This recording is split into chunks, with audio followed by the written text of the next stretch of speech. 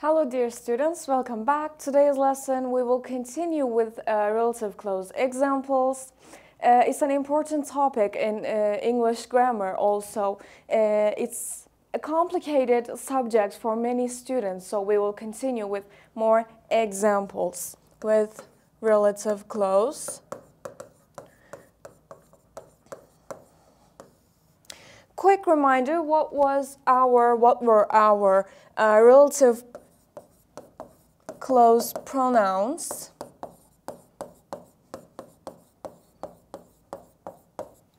They were that, which, where, when, who, and we learned how to use them with which objects or persons people we use them with. And we can continue with examples. I know a great restaurant. First, I will give you two completely different, unique sentences, main sentences, and then we will find what's common, what's the common feature of speech in both of the sentences. Then we will combine them using relative clause. I know a great restaurant. This is my first sentence. We can have lunch there.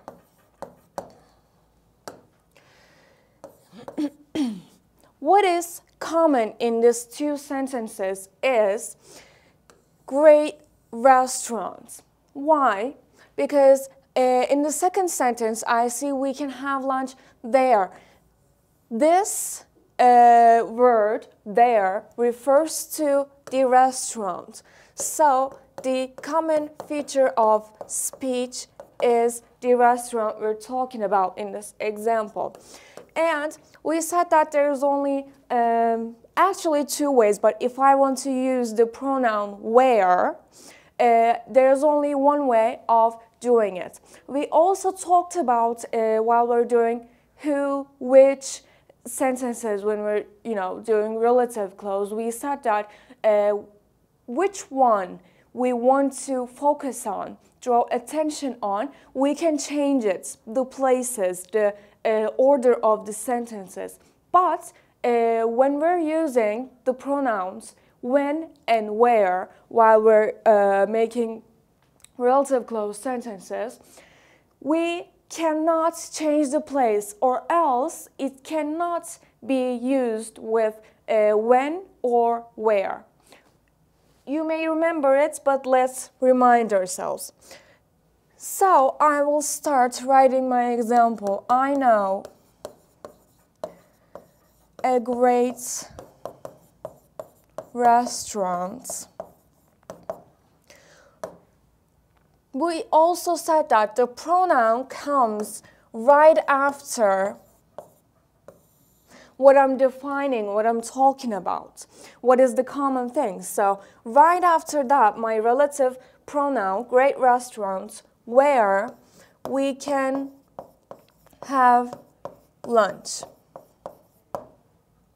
I omitted there because when I'm using where pronoun, relative pronoun, I also give the meaning of there, the place meaning. So I don't have to, and I'm not going to use there again at the end of the sentence. We omit it. And let's say I wanted to change the order of the sentences. For example, I want to take the second sentence and put it in the beginning of my sentence, like after the relative pronoun. I could say, we can have lunch at a restaurant which is great. We've talked about this, we studied this, we said that I cannot change the places of these sentences in when I'm using which and when pronouns in relative clause, because it doesn't give the same meaning. Now, I'm talking about here, we can have lunch at a restaurant. I already gave the meaning of a place using the preposition at. That's why when I'm adding the second sentence, actually this is defining it. I'm talking about something like adjective, not a place. That's why I used which instead of where. Second example, Sam knows a man. That man's brother works for the president.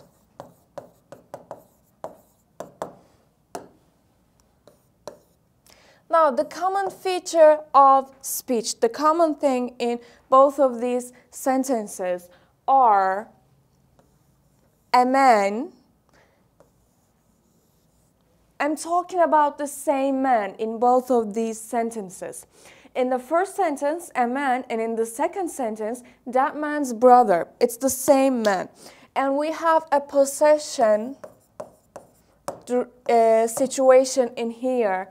That's why I can understand that I am going to use whose as pronoun. Sam knows a man whose brother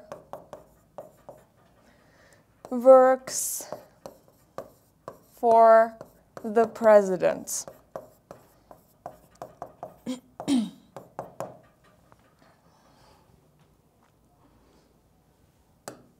Also, there is one more place where we can use relative clause, and that is when we are defining a phrase.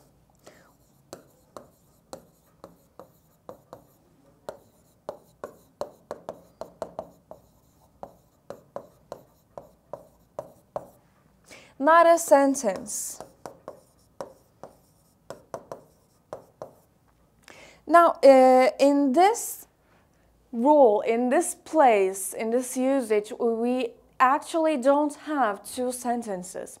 We only have one main sentence, and we are defining, we are working as an sort of adjective-like to define that phrase. For example,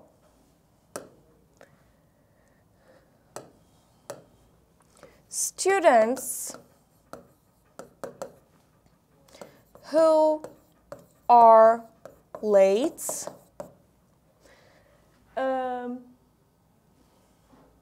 won't get good grades. For example, or I could say students that work hard or who will get good grades. I actually don't have two main sentences, but what I have here is that I am defining a phrase, a noun, a subject.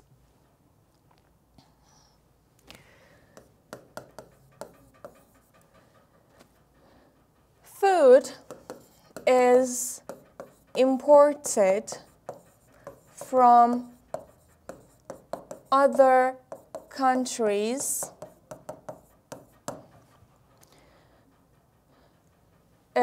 it is expensive.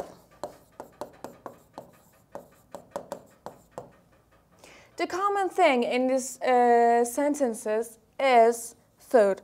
In the second sentence, it refers to food in the first sentence. So I will combine them. Food, I can use that or which is imported from other countries is expensive. Now we did this last lesson, but I want to again do the example where we change the places of the sentences, where we actually change the focus of the sentence. So in this sentence, our main clause, I'm talking about main clause, this is the subject that is imported from other countries. Here is my relative clause.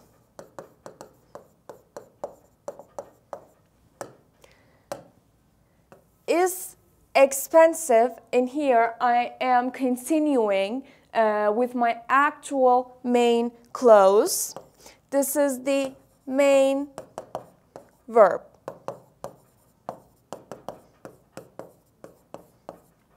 And now I will go deeper and look inside it. That is imported from other countries. In here, there's also like a small sentence on its own, but not a sentence on its own in the main clause.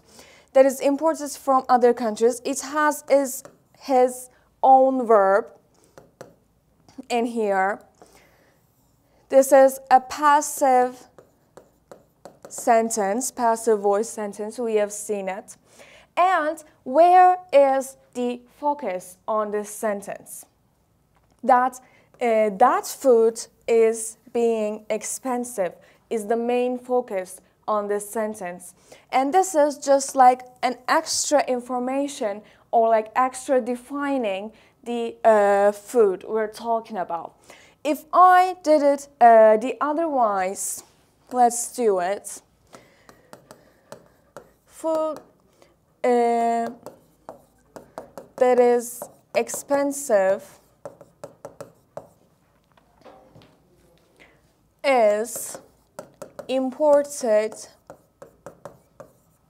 from other countries. Now in here, now my main focus of the sentence has changed. What I'm trying to tell with this sentence has changed. In here is, sorry.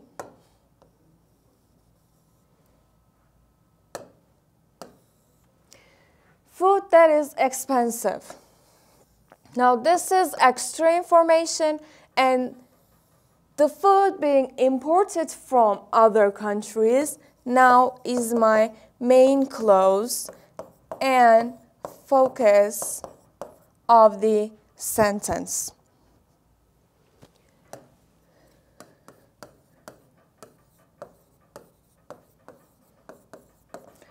Another example.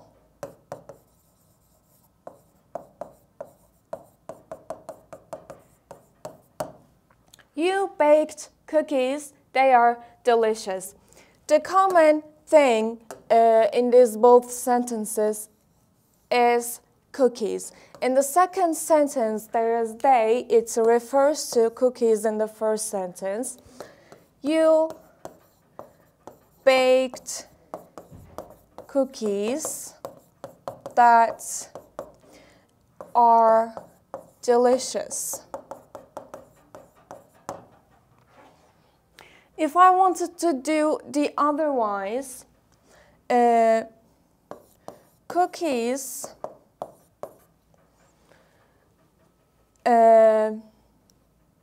that you baked are delicious. Sorry, it's the same thing. That's actually we cannot do this the otherwise because it's not meaningful. It actually gives the same focus. It gives emphasize the same thing. So we cannot do it the otherwise. Another example. Let me pick a color. My grandfather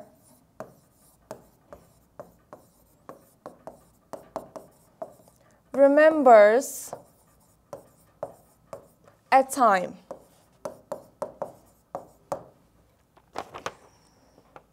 In that time,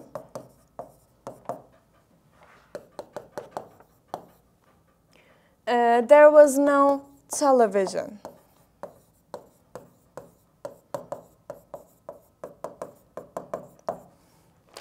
Now, let's have a look at this sentence. The common thing is the time. But how we're going to use this time as which or when? Like an object or like a time? Now I am going to decide that, and how I am going to decide that is to look at if there is any prepositions in that time. It gives me a duration, a period of time. That's why it's the same both in places and time. If we see a preposition, it means that we're actually gonna use where or when. It's not the only thing that we're gonna look at, but it's an important clue for us. So I can write it like this. My grandfather remembers a time when, because I am defining that time when there was no television.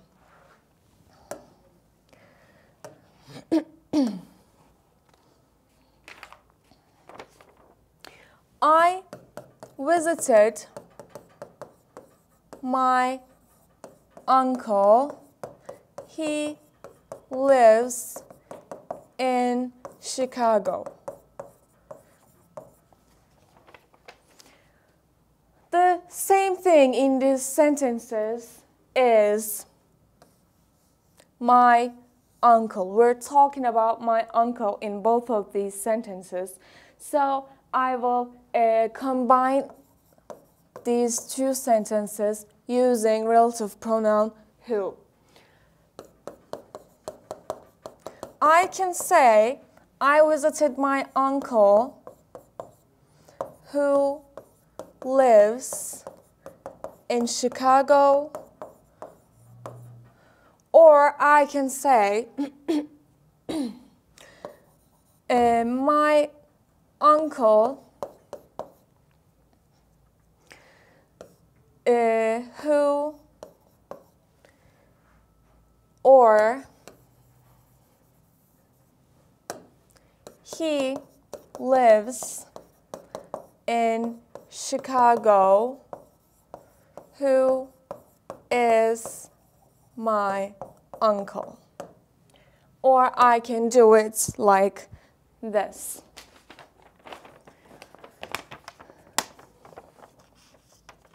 Sorry. We saw a movie last week. That movie won 3 awards. I'm talking about the same movie in both of these sentences, so I will combine them using which or that. And I can either do it like this. We saw a movie which won 3 awards last week, or the movie, actually it wouldn't make sense if we do it the otherwise, so I will just leave it like this. Let's continue with our examples. For example, we said that we define phrases. We don't necessarily have to have 2 main sentences and 1 feature of speech in common. We can also just define a phrase. So, the people whose names are on the lists will stay here. In this example, as I said, I am defining the people whose names are on the list. I'm talking about a certain group of people that they are going to do something. He had a feeling. He felt that, or sorry, I can just write it like he had a feeling that something terrible was going to happen.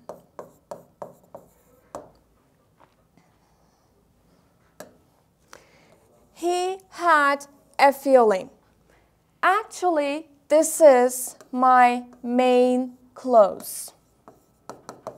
This is the main clause. And after that, I actually am detailing the objects here.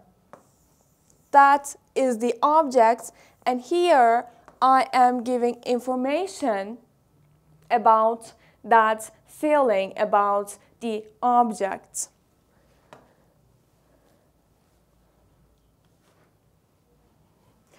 I want to borrow your book, the one you bought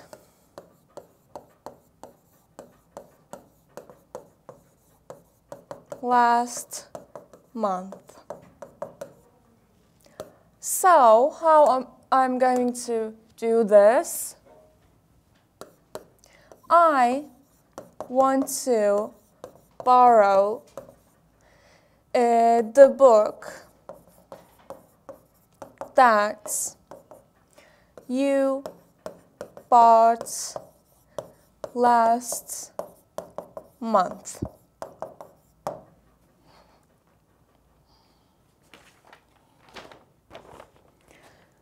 Okay, our last example. My home is a place. I can come home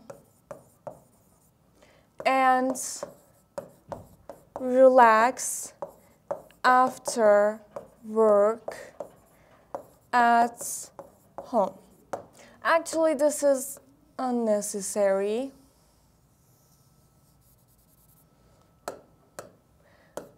I relax after work at home. So in this both sentences, a place and home are referring to the same thing. So I saw a preposition here, and we're talking about places.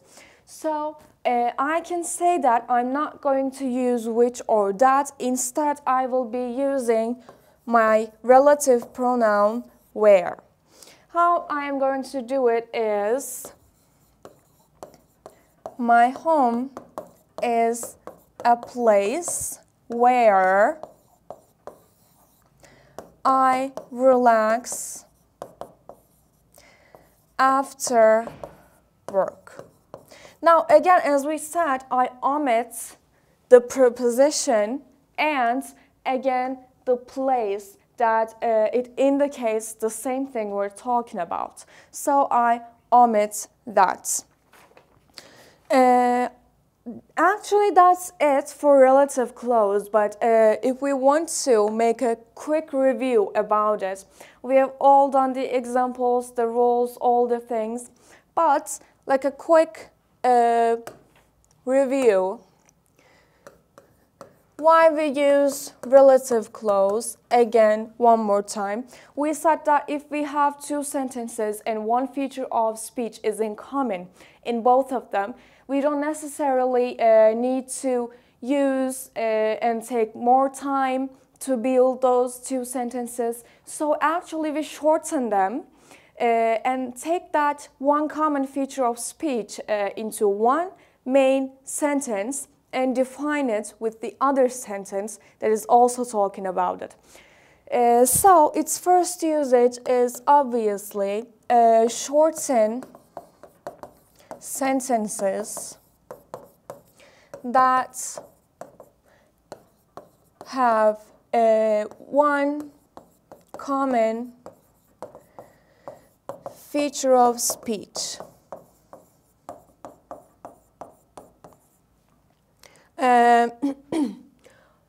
What are relative pronouns?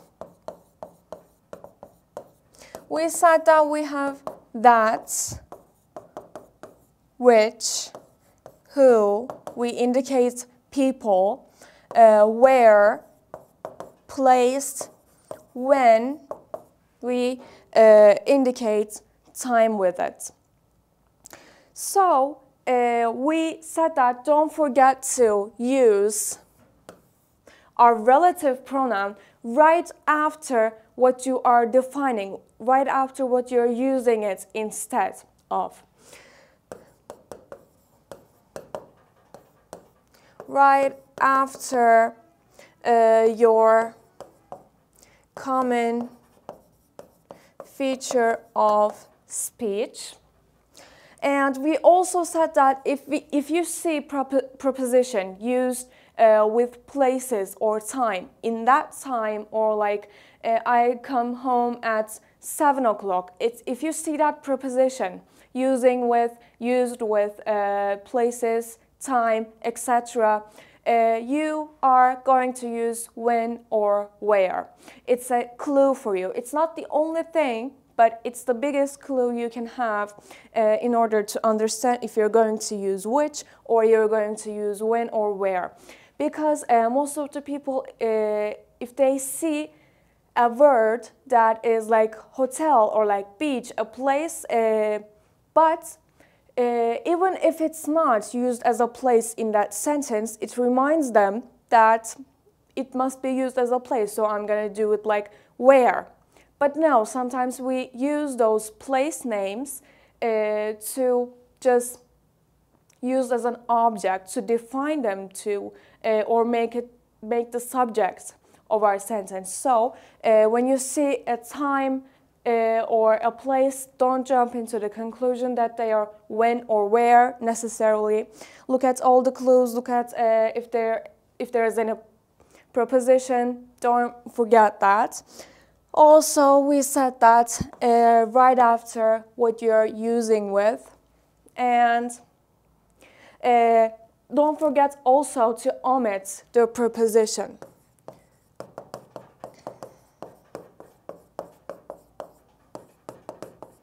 it's very important. In the last example, I assume.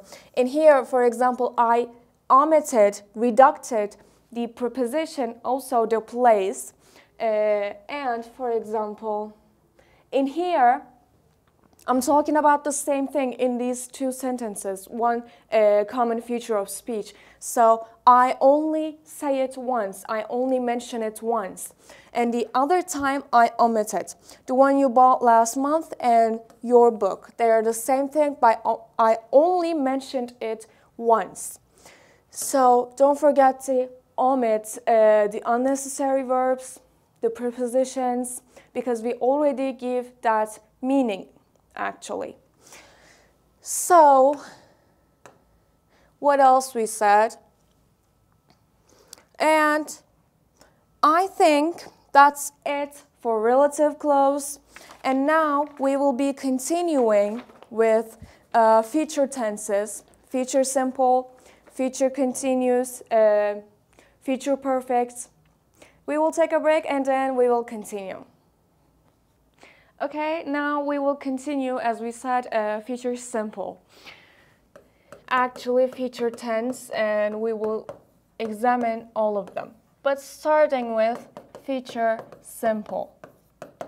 What future simple consists actually is will and going to. Be going to. There's grammatical structure differences and meaning differences between them. So how do we use them? When do we use them? What is the sentence structure? How do we make a meaningful sentence using them? Starting with will.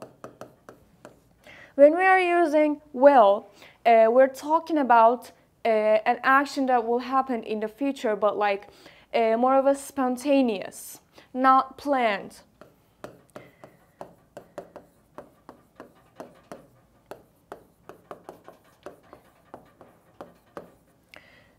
Events or actions with will. For example, I can say I'm hungry, okay, I will make a sandwich. I didn't plan it, it happened naturally. Still, I am talking about future, but more of a spontaneous, not planned way. And our sentence structure is with my every subject, I, you, we, they, etc., he, she, it. I use will with every subject we know, and after that I use verb one form. It doesn't matter subject, as I said. For example, I will call you later. I didn't plan to call you. For example, you called me and I'm busy right now. I say, okay, I will call you later. It is something spontaneous, again, not planned. Or she will prepare a sandwich because she's hungry.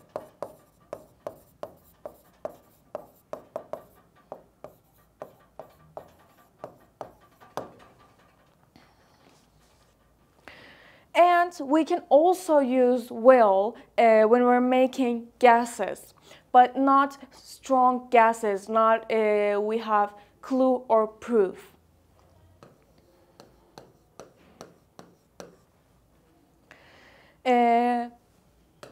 This is the affirmative positive sentence structure in will. And what are our time expressions? For example, later, as we said earlier. Next week, next month, next year. I can say next Monday, or like next weekend.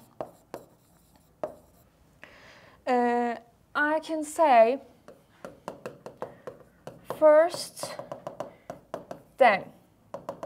This is a structure that we will use and give example of so you can understand better. I can use soon.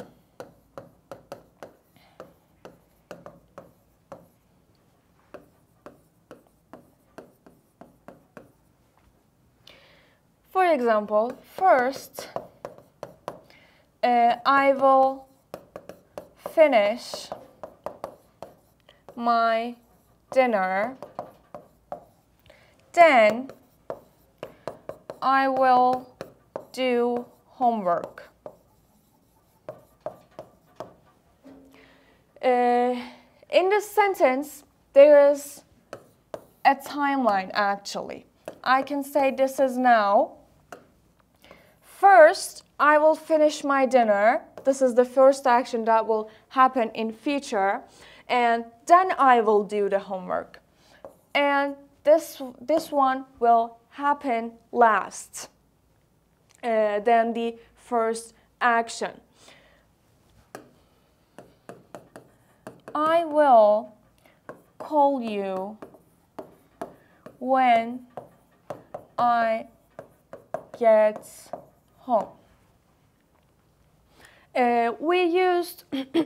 We saw how do we use when, while, etc. In the past simple, past continuous, we learned them well. But when we're using it with future tenses, future simple, etc., after when, we use present simple. We said that after when I cannot get progressive, the verb cannot be in progressive form, continuous form. So we cannot use progressive, and it has to be present because we are seeking a meaning harmony here, a time harmony, tense harmony in every sentence actually we build. So we can say when we're using future with when, I use present simple. This is an important one. After when, again, I do not use will or future tenses because there's no such thing that we can talk about when blah blah this happen in future. It doesn't make any sense. So after when, we can't use future tenses. Also progressive, like present continuous, etc. We can only use present simple.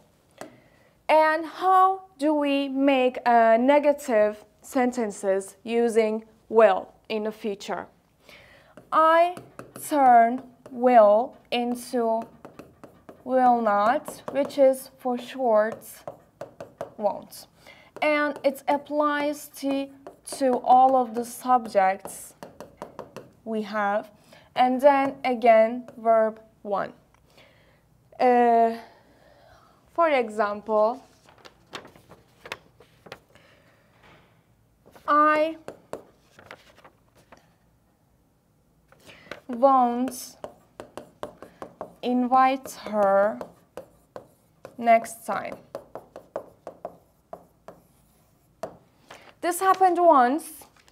The meaning of this sentence I can get. This happened once, something we don't know, but I've experienced it and I won't do the same thing next time. So I'm talking about something that I won't do, I won't repeat again in the future. I used won't, doesn't matter the subject, and my verb 1.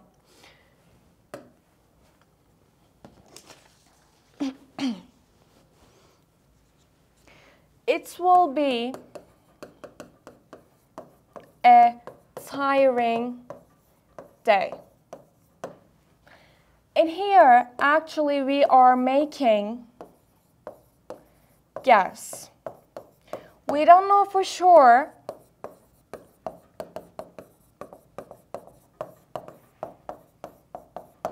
But what we can understand is that we are making a guess depends on something.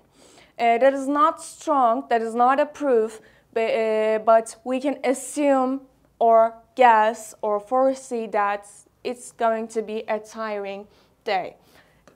This is a noun clause, so I used be form, and after will, my auxiliary verb came. It doesn't matter the subject, always will comes after that. Children will sleep in the kindergarten.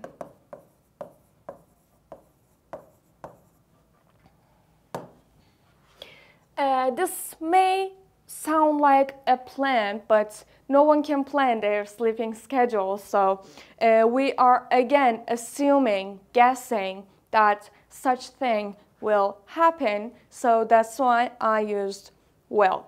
And how do I make question form of will? I take will into the beginning of the sentence, then subject, and then verb 1, then object. For example, will you join us tomorrow? I used will first, then subject. In this particular example, you is my subject, my verb 1, and then objects, etc.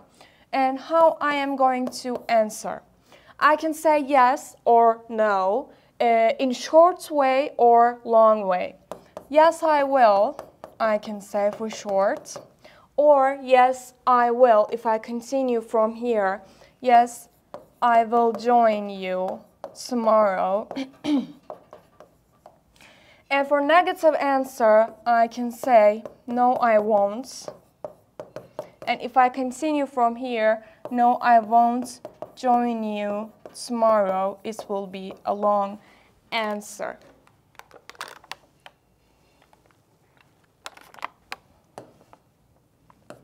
I won't help you next time. When we use time expression next time, actually we have experienced something in the past that we didn't want to, and obviously we don't want to make it again. So I won't repeat it in the future, or whatever the subject is. He, she won't do it again in the future. So it's not like a planned thing, but I know that I am not going to, I won't do it in the future. That's why we use won't. Then we have be going to. What is the difference between will and be going to? How do we differentiate them? And where do we use which one? We said that will is used with more spontaneous and not planned actions. But when we're using be going to, we're talking about something planned or prepared.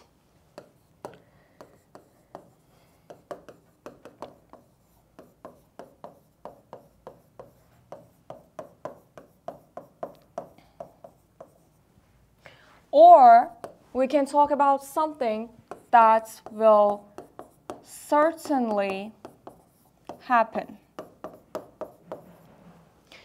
So, in opposite to will, there is a huge meaning difference between will and going to, actually. So, you can choose either of them, which one of them, to give what you want to mean. So how do we use in grammatical structure in a sentence? Be going to. My be is based on my subject. For example, I am going to. He, she, it is going to. You, we, they are going to.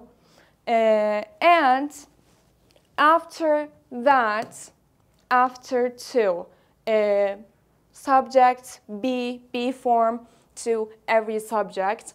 Going to and after to, I use again verb 1. Let's skip to the examples. For example, I am going to go to Rihanna's concert next month. Now, what I can understand from that sentence is that this sentence is built with be going to, which we can understand that is certainly going to happen, or it is planned and prepared. So, which means I have a ticket and I have everything prepared. I am definitely going to that concert. So, this is most certainly going to happen.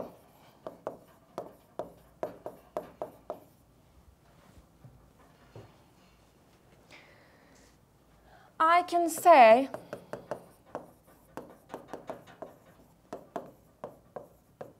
it is going to rain.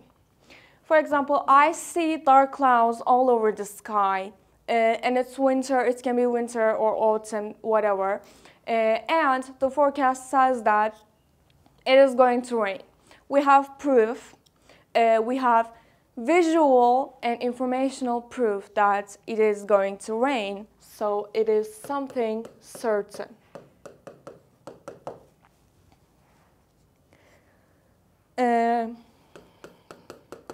Or we can say it isn't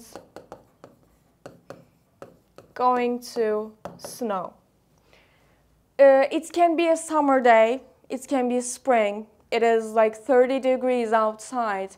And I am sure in the middle of the July it's not going to snow. So we are again certain about that situation. And how I make be going to negative. We do be not going to. Of course, in the beginning, subject, unless it's a question. And after to, again, verb 1. Sam isn't going to buy a new house this year. What I can understand from this sentence is Sam doesn't have enough money, or he's on loan, or he can afford it. And I can certainly say that Sam isn't going to buy a new house this year, maybe next year. We aren't going to go to Italy. It is for sure, it is certain. It can be we don't have visa, or we can afford plane tickets, whatever we have work to do. We definitely aren't going to Italy. So, how I make a question form of be going to? I take be form into the beginning of my sentence, and then subject, verb,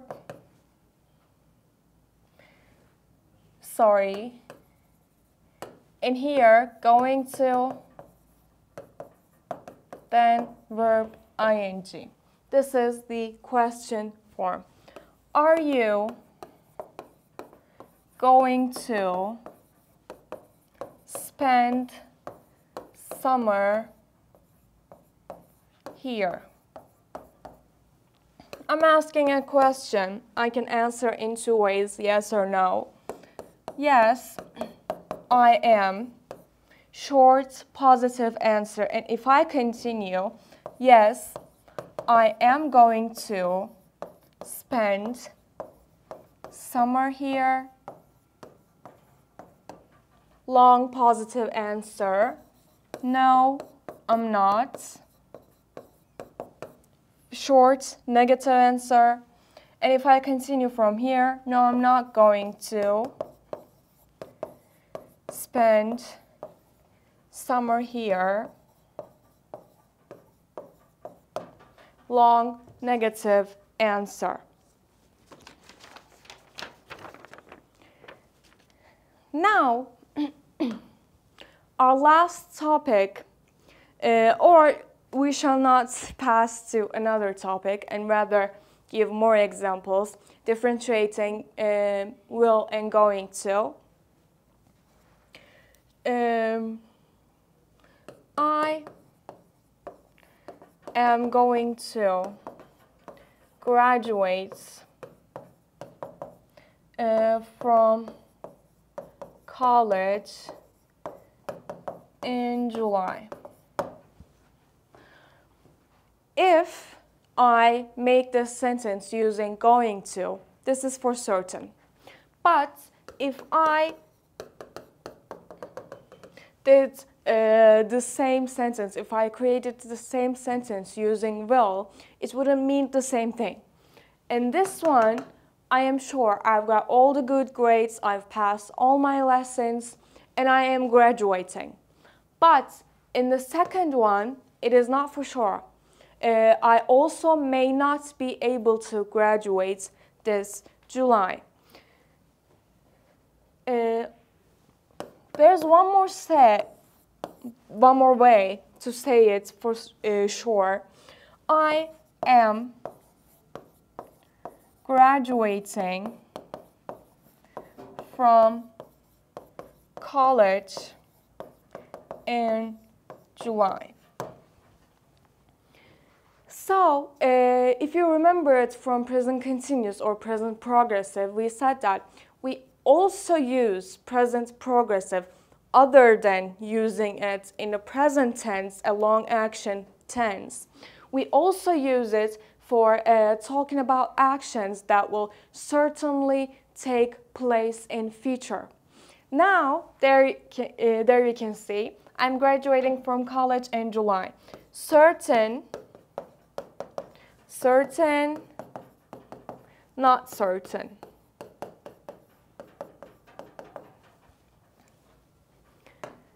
Hazır konusu açılmışken, present progressive usage of a certain feature. They are so similar with be going to. They mean the same thing, but also the grammatical structure is very similar. Subject plus be plus verb ing. And in here, subject plus be form plus going to verb 1. But what I want you to pay attention to is that in here, I'm talking about verb ing. And in here, I'm talking about verb 1. Don't let this fool you because it can be tricky.